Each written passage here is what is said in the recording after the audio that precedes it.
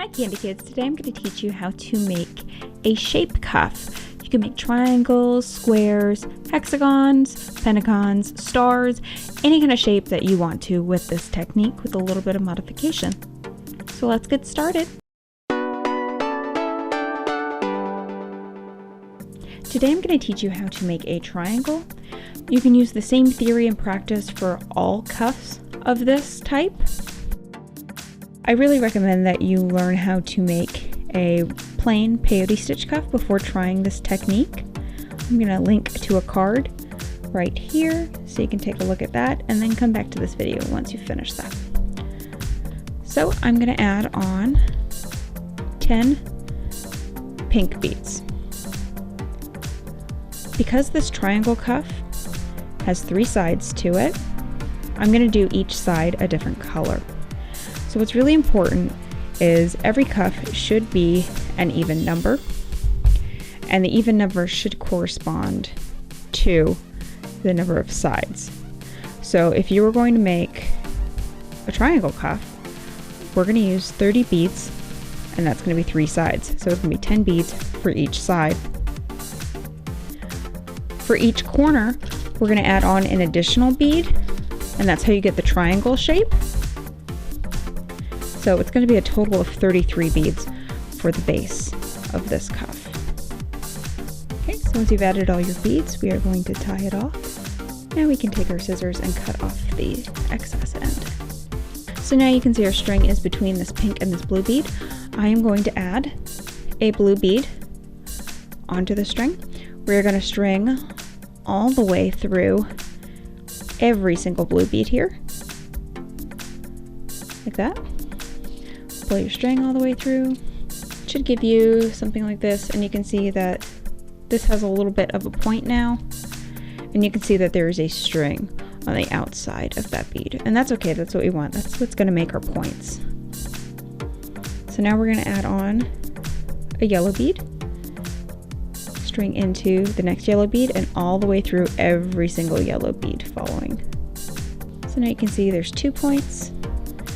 Add on one more pink bead, and we string through all of the pink beads. Yeah, and you can see the cuff is coming together as far as the shape goes. What's really important is to make sure that on this first row, we make sure we pull it pretty tight. And the reason for this is as you build up rows, the top portion of the cuff kind of becomes floppy and kind of bows out a little bit. And we will tighten that up at the end and it'll be pulled together. But if the bottom of your base is kind of floppy, it won't have that same tightening effect, so the bottom will be more floppy. So just make sure it's pretty tight, that the shape is pretty defined, just even in the single form. So I am going to tie it off here, and then we are going to start the next row exactly like you would any other peyote stitch. So I will see you then. Okay, so once you've finished the first row, we want to make sure it is very tight, it's not loose or flopping everywhere, and we're going to tie it off, and we're going to start and add another row. I'm going to do 2 more rows until I feel that the cuff is adequate enough, but you can make it as big or as tall, as small as you want. You can do each side a different pattern, whatever you want to do with this. I'm going to add 2 more rows, and then I'm going to show you how to tighten it at the top and finish it off. Once you have finished your cuff, everything looks good, nice, tight. We are going to string through all of these beads till we get to this yellow here. So that whole row, so up and down, all along that top row. Once you get to this, instead of going through this yellow bead, we're going to string in through the next and zigzag through all the rest of these yellow beads. And what this is going to do is it's going to take these 2 beads and pull it together and tighten this. So if you have any sagging where it's kind of coming and veering off, it'll pull it tight. So you should have a little bitty string hanging out the top, and you pull it and these beads will go together.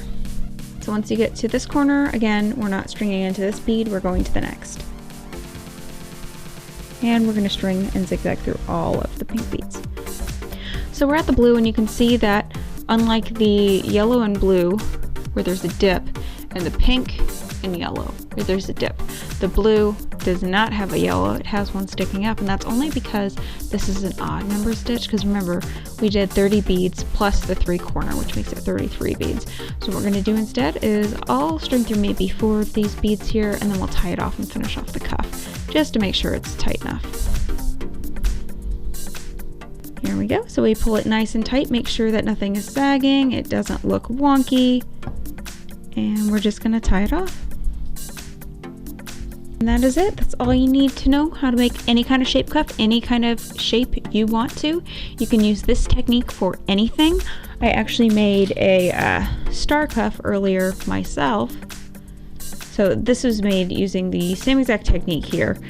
What I did was it was 50 beads and then 10 beads for each of the points. So it was 60 beads total for that base. This is a little bit more advanced. Obviously, it's a lot more to do. It's also a little bit more floppy, and I think it's maybe because it's a bigger cuff. I'm not entirely sure.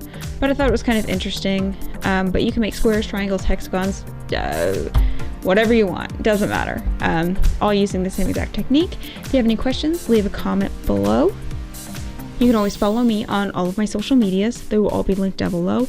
I have supplies. Make sure to subscribe so you get notifications on when I post. I hope you have a wonderful evening. I will talk to you later. Bye.